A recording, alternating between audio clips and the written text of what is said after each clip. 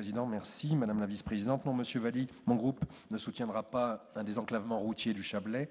Oui, Monsieur Valli, le Conseil régional a déjà eu un débat spécifique très large sur les services de transport et non pas sur les infrastructures de transport. C'était en 2008, ça a constitué le schéma régional des services de transport dont nous faisons le point régulièrement en commission transport. Ça fait 5 ans, peut-être qu'on pourrait effectivement refaire le point de manière un peu plus large. C'est une idée, nous en débattrons, mais en aucun cas et à aucun moment, la plupart des projets que vous citez dans votre attendu exposé des motifs n'étaient cités dans ce schéma régional des services de transport comme des priorités.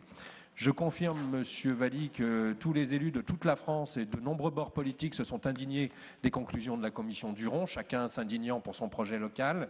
Je voudrais rappeler quand même qu'il y a un problème de cohérence. Moi, j'ai entendu les élus UMP depuis des semaines, des mois et des années parler de rigueur et de gestion dispendieuse des grands projets. Le SNIT, élaboré sous le mandat précédent par M. Sarkozy, comprenait 260 milliards d'euros d'infrastructures en projet.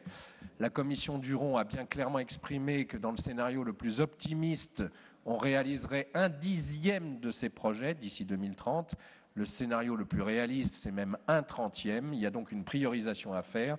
Et il y a bien sûr plein de projets plus prioritaires que cela. Et quand je parle de cohérence, j'étais mardi soir à Paris avec Louis Nègre, sénateur UMP, éminent spécialiste des questions de transport, qui était membre de cette commission Duron et qui a affirmé devant l'assistance qu'il était totalement signataire et en accord avec les conclusions de ce rapport Duron, de ce rapport Mobilité 21 et de cette hiérarchisation des projets.